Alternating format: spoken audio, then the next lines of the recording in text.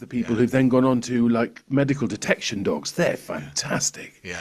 We interviewed a lady who's so gung-ho who trains them that they're now just pushing the envelope, trying to find new things that dogs can sniff out. For instance, there's a story about a girl from Ireland, actually, who desperately wanted to be a vet her whole life. And then she got this awful thing, which is called POTS, or postural tachycardia, anyway, something like that, syndrome, which basically means you drop like a stone with no warning and pass out. And for a young lady, you know, obviously very debilitating, but all her life she'd grown up around animals and she loved going to the vets. I think her father kept some ponies and some animals, and she just desperately wanted to be a vet, but had this terrible debilitating illness and condition. And then she went to live on her own.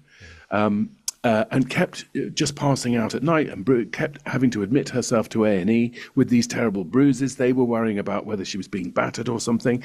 And anyway, she got paired up with this dog. Yes. And I can't remember the dog's name now. That's okay.